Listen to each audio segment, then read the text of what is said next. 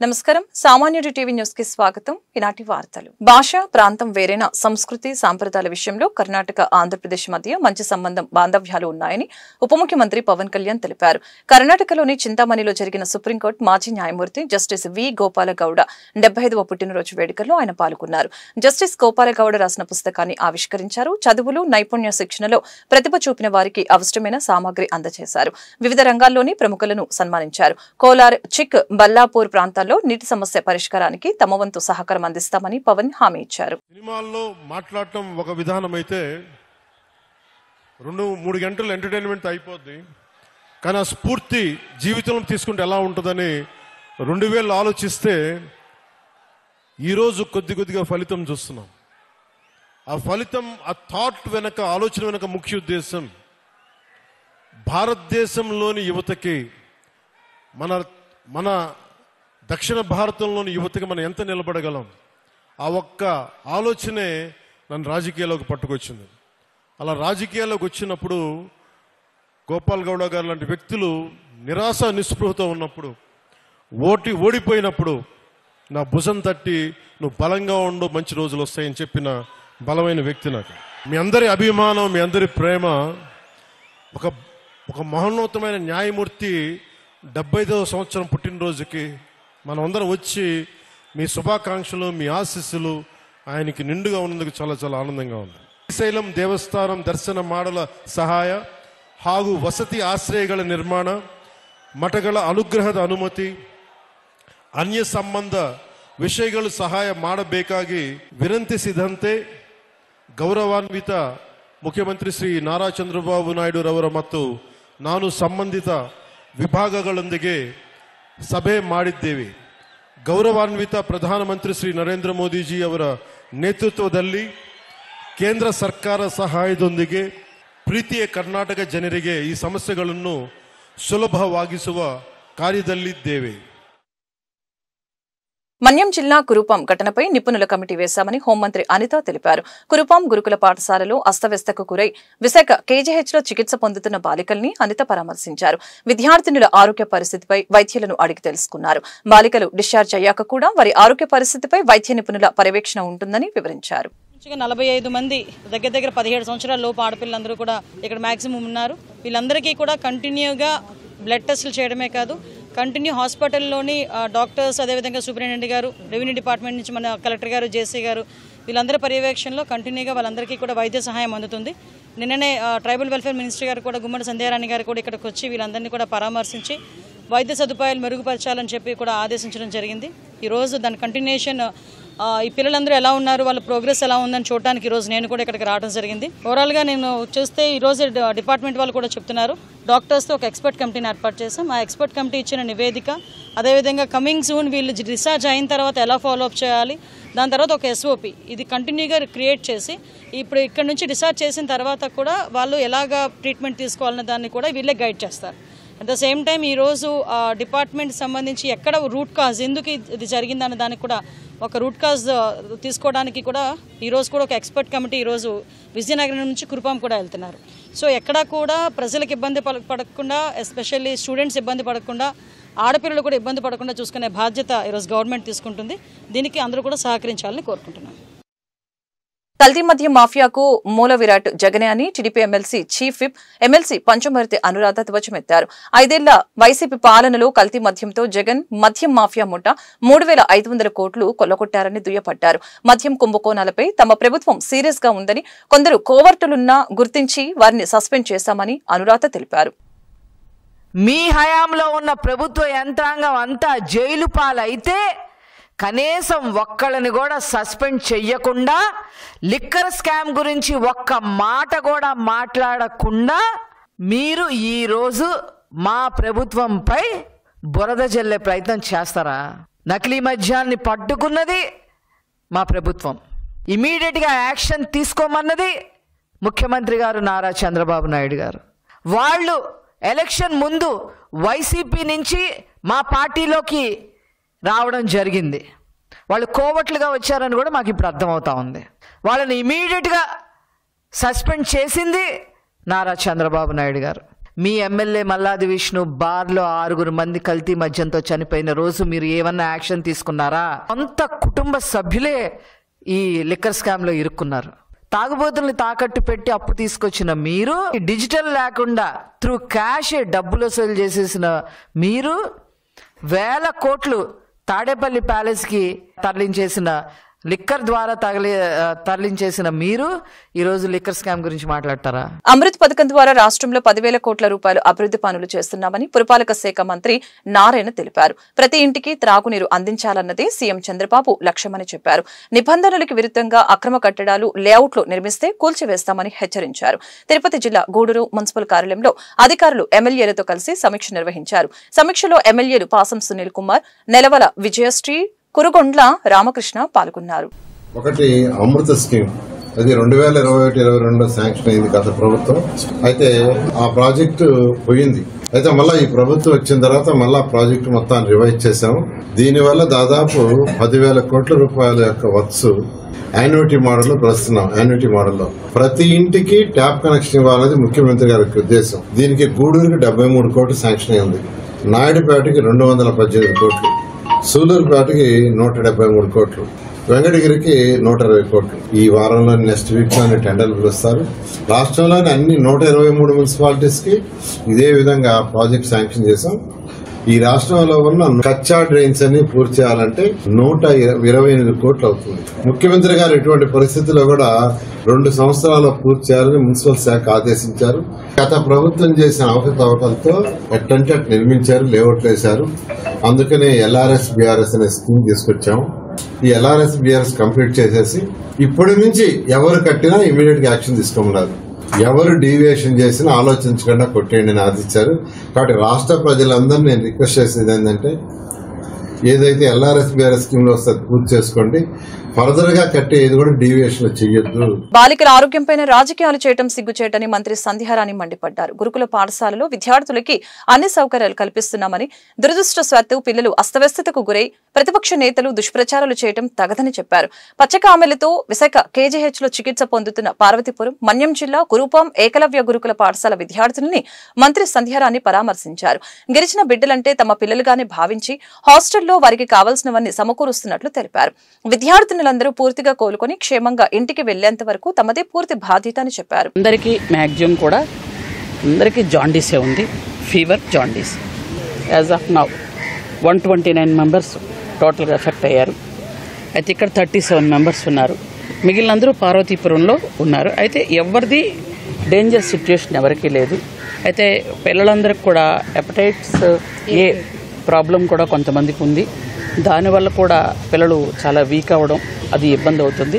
ఇది jaundice fever తగ్గినంత వాళ్ళకు ఆ వ్యాక్సిన్ కూడా వేసి పంపించడానికి అన్ని రకాలుగా ప్రభుత్వం ఏర్పాట్లు చేయడం కూడా జరుగుతుంది. 600 మెంబర్స్ ఉన్నారు. వాళ్ళకి టాయిలెట్స్ కొంచెం అంటే ఒక 30 దాటి ఉన్నాయి టాయిలెట్స్, ఇబ్బంది అవుతుందని అర్జెంటుగా నిన్ననే మేము ఇంకొక 40 టాయిలెట్స్ కూడా మొదలుపెట్టాం ఆ స్కూల్లో. ఒకవేళ టాయిలెట్ వల్ల ఏమన్నా ప్రాబ్లం ఉందేమో అని. అక్కడ ఉన్నటువంటి ఏఎన్ఎంస్ కూడా, ఎందుకంటే చాలామంది ఏఎన్ఎంస్ లేరు అని ఒకటే అంటే ఇట్లాంటి ఏదైనా ఒక సిచ్యువేషన్ జరిగితే అయ్యో పిల్లలు ఇలా జరిగింది అనడం కాకుండా, కొంతమంది ప్రతిపక్ష నేతలు ఎలా అంటే అక్కడ ఏఎన్ఎం లేరు అందుకే ఎలా ఉన్నారు. ఏఎన్ఎం ఉన్నా ఒకసారి జ్వరం వచ్చి జాండీస్ వచ్చాక ఏఎన్ఎం ఎంతవరకు చేయగలుగుతారు అంతవరకే చేయగలుగుతారు. ఆ తర్వాత హాస్పిటల్ తీసుకెళ్ళి జాయిన్ చేయాలి. అంటే కష్ట సమయాల్లో కూడా మమ్మల్ని విమర్శించడమే పనిగా పెట్టుకున్న వాళ్ళకి నేను సమాధానం చెప్పదలుచుకోలేదు. కానీ పిల్లలంటే, గిరిజన బిడ్డలంటే మా బిడ్డలు, దానిలో ఎటువంటి తేడా లేదు. ఏదైనా ప్రాబ్లం ఉంటే వెంటనే మేము రియాక్ట్ అవుతాం, within no time react అవుతామండి. ఎందుకు అని అంటే హాస్టల్లో ఉన్న విద్యార్థులు మాకు అంత ముఖ్యం. అక్కడ నిజంగా వాటర్ బాగలేదు అని అంటే మా నెల రోజుల నుంచి బాగలేదు, నెల రోజులు ఏం తాగుతారంటే ఒకసారి ఆలోచించండి. అంటే ఎవరో ఒకరు నోటికి ఏదొస్తుంది మాట్లాడుతూ ఉంటారు, మీరు వింటే వినొచ్చు. కానీ ప్రతి హాస్టల్లో కూడా త్రాగునీరు ఉండాలని ఆర్ఓ ప్లాంట్లు పెడుతున్నాం, టాయిలెట్స్ పెడుతున్నాం, మంచి భోజనం ఇస్తున్నాం, అన్నీ పెడుతున్నాం. దానిలో ఎటువంటిది లేదండి. ఏదో ఒక ఇష్యూ వచ్చి రాగానే నాలుగు నరం ఉండదు కదండి, ఏమైనా మాట్లాడతారు. కానీ మీరు చూడండి, అంటే ఎలాగో మాట్లాడతారు. పిల్లలకి ఒంట్లో బాగున్నప్పుడు దయచేసి రాజకీయం చెయ్యొద్దు. పిల్లల ఆరోగ్యమే మాకు ముఖ్యం. ఎవరేం మాట్లాడుకుని నేను పట్టించుకోను.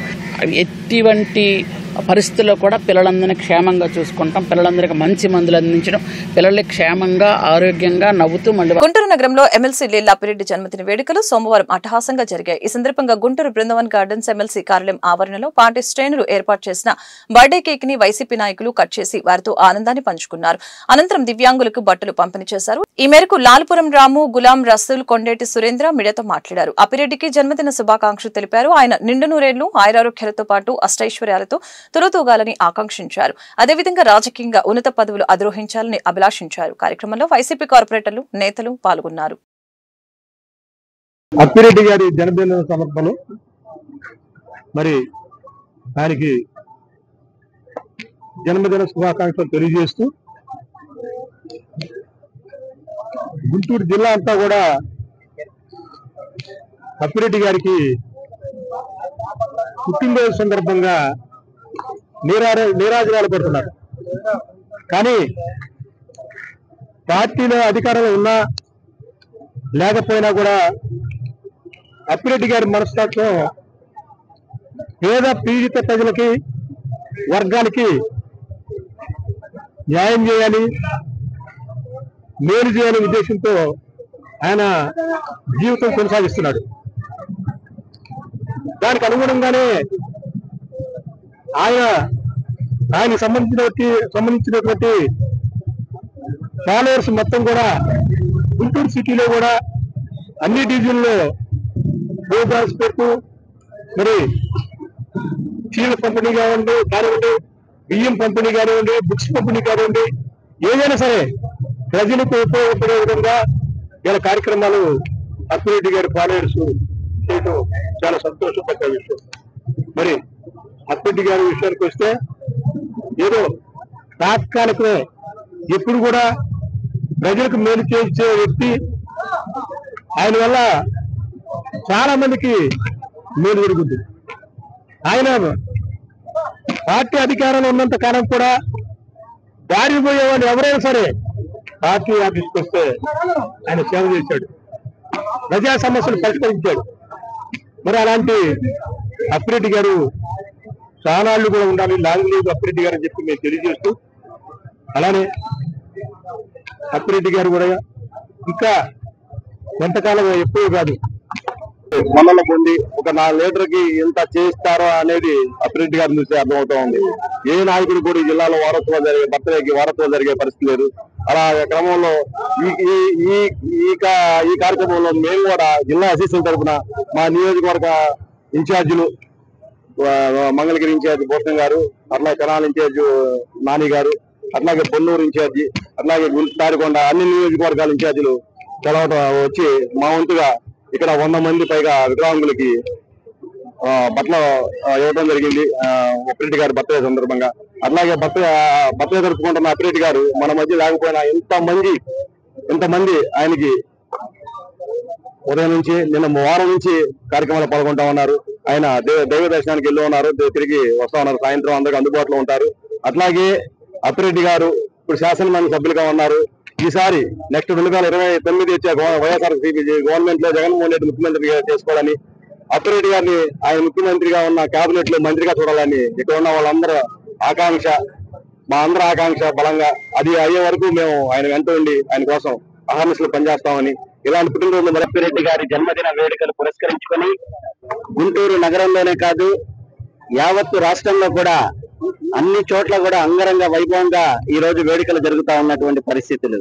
ఈ రోజు గుంటూరు నగరంలో ఎస్సీసీఎల్ అధ్యక్షులు సురేంద్ర గారి ఆధ్వర్యంలో పెద్ద ఎత్తున ఈ రోజు సేవా కార్యక్రమాలు నిర్వహించడం జరిగింది.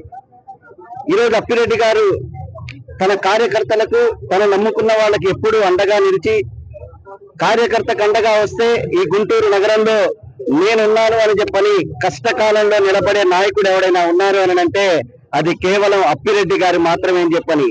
ఈ రోజు కూటమి ప్రభుత్వం కూడా అనేక ఇబ్బందులు గురి చేసినప్పటికి కూడా, కార్యకర్తలకు కూడా అనేక ఇబ్బందులు, స్వతహాగా వారికి కూడా అనేక ఇబ్బందులు గురి చేసినప్పటికి కూడా, అనేక కేసులు పెట్టినప్పటికి కూడా ఎక్కడ చెక్కు చెదరని ధైర్యంతో ముందుకు సాగుతూ ఈ రోజు కార్యకర్తలకు కూడా వారితో పాటు అండగా ఉంటూ వారి యొక్క సంక్షేమాలు, వారి యొక్క ప్రాబ్లమ్స్ క్లియర్ చేసుకుంటూ ఈ రోజు ముందుకు సాగుతూ కార్యకర్తలకు అండగా నిలిచినటువంటి నాయకుడు గుంటూరు నగరంలో ఉన్నారని రంజాన్ క్రిస్మస్ వచ్చిన పండుగలతో సమానంగా మేమందరము ఏ భేదము లేకుండా ఏ కులము ఏ మతము ఏ వర్గము భేదం లేకుండా అందరం కలిసి సంబరాలు చేసుకునే పండుగ ఈ రోజు మా అన్న పుట్టినరోజు.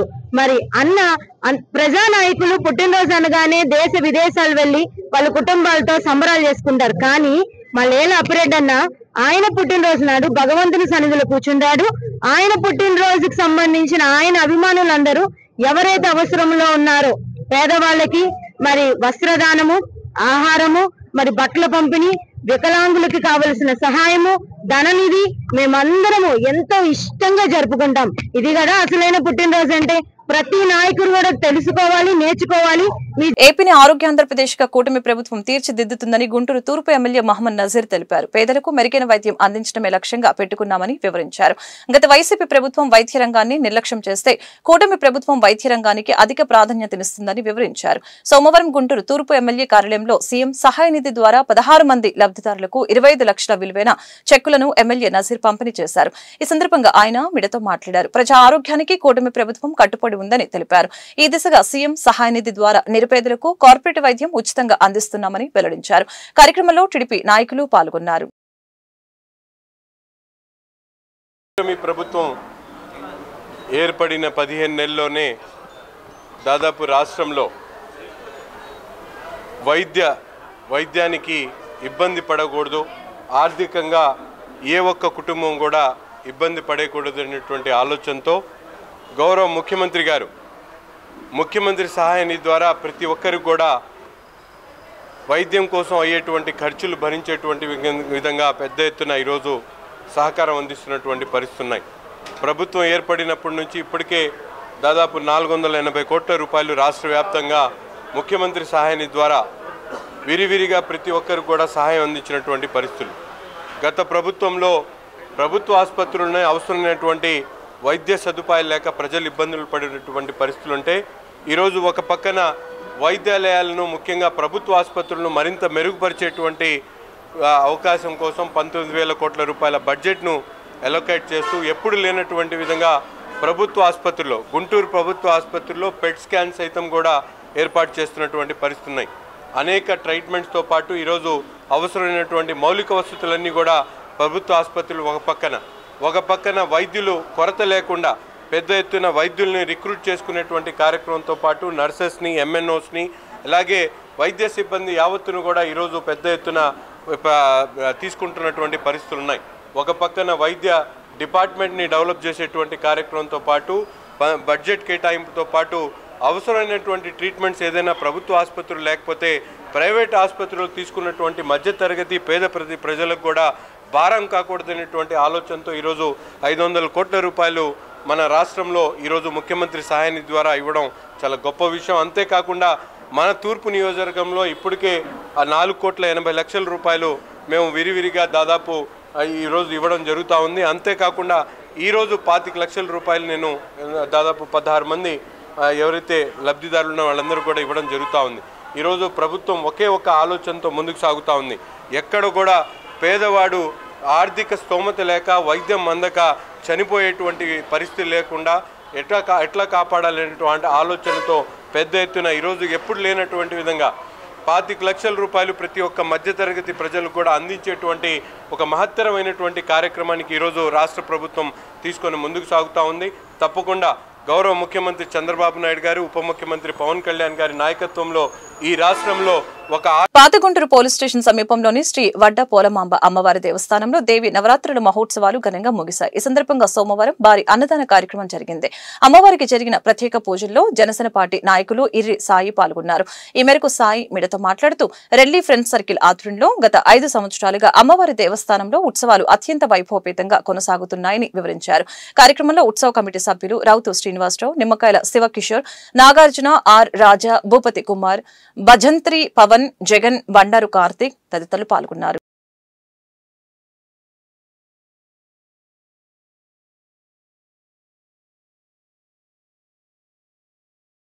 అందరికీ నమస్కారం.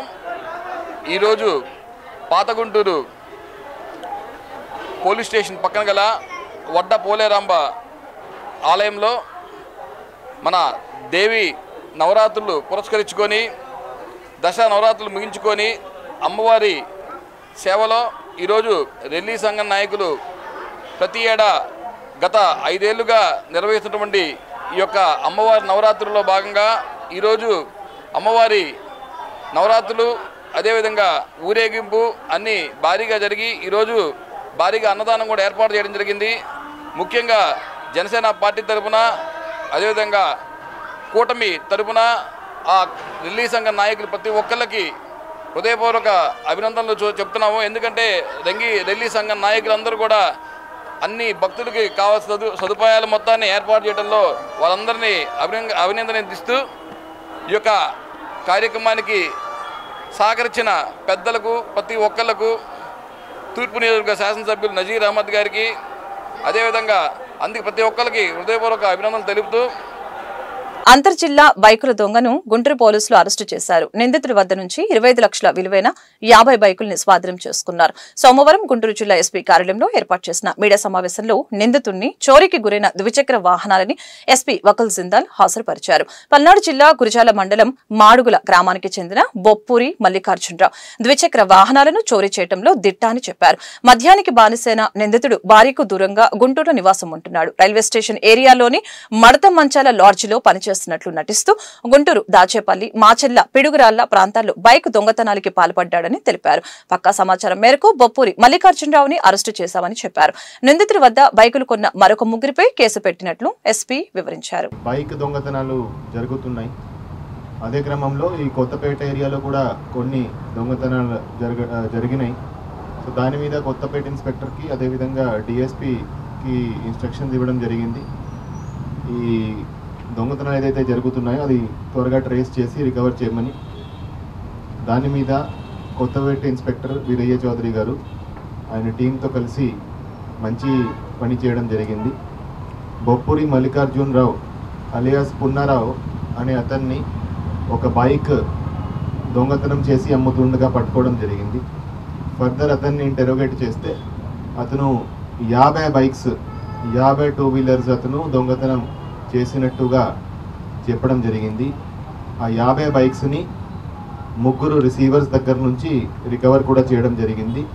ఈ 50 బైక్స్ విలువ సుమారు 25 లక్షలు.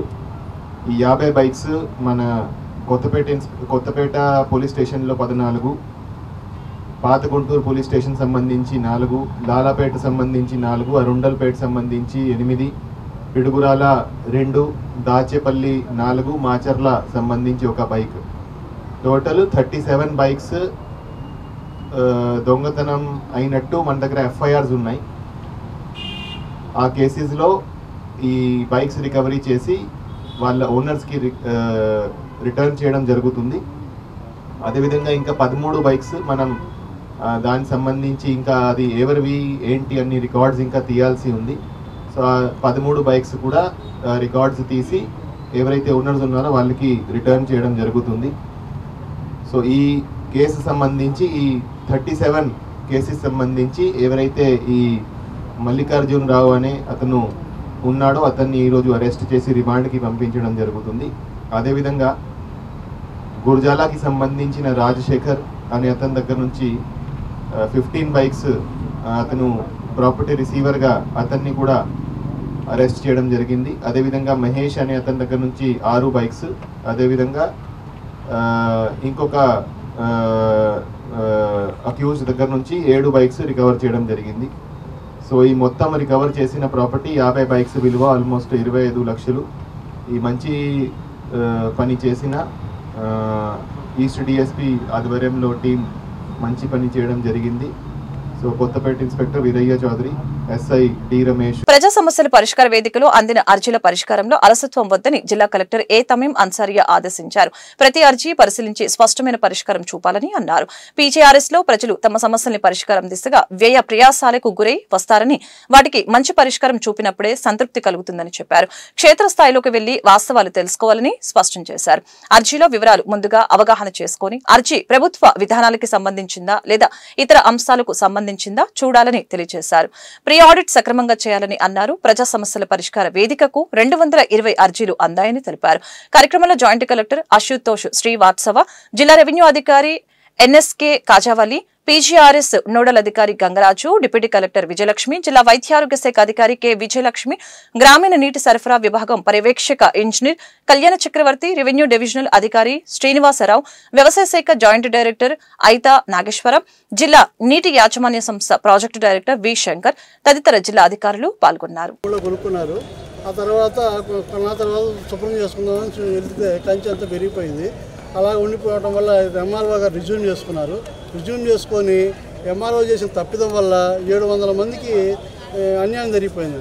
అంటే కొట్టిపాడులో రిజిస్ట్రేషన్ జరిగింది. రిజిస్టర్ ఆఫీస్ కూడా గవర్నమెంటే, ప్రైవేట్ కాదు. అది గవర్నమెంట్ రిజిస్టర్ ఆఫీస్లో రిజిస్ట్రేషన్ అయినప్పుడు ఇప్పుడు ఎంఆర్ఓ గారు తొలగించారు. ఆ తొలగించడం వల్ల 700 మంది నష్టపోయాం. అది 1954 ముందు ఉన్నటువంటి ల్యాండ్, ఇది అసైన్ ల్యాండ్ కాదు, ఇది ప్రైవేట్ ల్యాండ్గా ఇప్పుడు తేలింది. మేము గతంలో ఎన్నోసార్లు ఎంతోమంది అర్జీలు పెట్టారు ఎంఆర్ఓ ఆఫీస్ గారికి, కలెక్టర్ ఆఫీస్కి అన్నీ కూడా. ఆర్ఎస్ఆర్ కాపీ ఇవ్వమని. ఆర్ఎస్ఆర్ కాపీలు మా దగ్గర లేవు, బ్రిటిష్ కాలం నాటి రికార్డు మా దగ్గర లేవు అని చెప్పుకుంటూ వచ్చారు. కానీ ఈరోజు బ్రిటిష్ కాలం నాటి రికార్డు కూడా బయటపడ్డాయి. వాళ్ళ ఎంఆర్ఓ ఆఫీస్లో ఉండి, కలెక్టర్ ఆఫీస్లో ఉండి అన్ని చోట్ల రికార్డ్స్ ఉన్నాయి. ఆ రికార్డ్స్ కూడా ఇవాళ మేము చూపించినా కానీ ఇంతవరకు మాకు న్యాయం జరగట్లేదు. 2 ఏళ్ళ నుంచి తిరుగుతున్నాం. ఇప్పుడైనా ఈ కట్టగారని మాకు న్యాయం చేస్తారని మేము అనుకున్నాం. ఇది 40 ఎకరాల పొలం అండి. 40 ఎకరాల్లో మేము 200 మంది ఉన్నాం. ఈ 200 మందికి న్యాయం చేయమని అడుగుతాం. ఖాళీ స్థలాలు ఉన్నాయి. ఆ ఖాళీ స్థలాల్లో మా అందరికీ మేము అడిగితక్కులపాడు రాజగృహాలు రాయపాటి శ్రీనివాసరావు కాలనీలో ఉంటాము. నేను చనిపోయినాను పత్రం ఇచ్చారండి గవర్నమెంట్ బతికొండంగానే. 2 నెలల నుంచి నాకు బియ్యం ఇవ్వట్లా. వాళ్ళు నేను బియ్యం స్టోర్ కాడికి వెళ్ళాను. స్టోర్ కాడికి వెళ్తే బియ్యం తీసుకుందామని చెప్పి ఏలుముద్ర వేయించుకుంటే నీ పేరు లేదమ్మా అన్నాడు. ఏందన్నా నెల నేనే కదా తీసుకుంటాను, ఎందుకంటే లేదమ్మా నీ పేరే లేదు, మీ 2 పిల్లల పేరు ఉంది, నీ పేరు లేదంటే సరేనని చెప్పేసి నేను కలెక్టర్ గారు ఆఫీస్ కాడికి వచ్చాను. ఆఫీస్ కాడికి వస్తే అక్కడ ఆఫీస్ కాడ వెళ్ళి అయ్యా నా పేరు ఇట్టాగా తీసేశారు కార్డులో నుంచి, ఎందుకంటే ఏందమ్మా సమస్య అంటే బియ్యం కార్డు ఆధార్ కార్డు తీసుకొని నువ్వు చనిపోయినట్టు ఉందమ్మా అని చెప్పారు. మరి నేను బతుకుండగానే మరి ఇదేంతో అర్థం కావట్లేదు. మరి అధికారులే కళ్ళు మూసుకొని చేస్తున్నారు ఉద్యోగాలు, లేకపోతే లేదు, ఏం అర్థం కావట్లేదు. కార్డు నా పేరు, నాకు భర్త లేడు, మా ఆయన చనిపోయాడు. మా 2 పిల్లలు నేను. అసలు తల్లి పెద్దదాని పేరు తీసేసి పిల్లల పేరు ఉంచారు. అంటే ఈ ప్రభుత్వం చేసే పనులు ఎట్టాటి అయినా. నా పేరు లక్ష్మీ శైలేజ అండి. అడిగితక్కులపాడు రాజగృహాలు రాయపాటి శ్రీనివాసరావు కాలనీ నుంచి వచ్చాను. ఇప్పటికి పని మానుకొని 1 నెల నుంచి తిరుగుతున్నాం. అక్కడ ఇయ్యారో వస్తాడు అంటున్నాడు కానీ ఇయ్యారో టయానికి రాడు. పనులు మానుకొని మేము బతికేది కూలి పనులు చేసుకోవాలి. మాకు వెనక ఆస్తులు ఏమీ లేవు, గవర్నమెంట్ ఇచ్చిన ఇంట్లోనే ఉంటున్నాం. ఇలా చేస్తుందండి గవర్నమెంట్. ఈ వార్తలు ఇంతటితో సమాప్తం. మరొక బులెటిన్లో మళ్ళీ కలుద్దాం. నమస్కారం.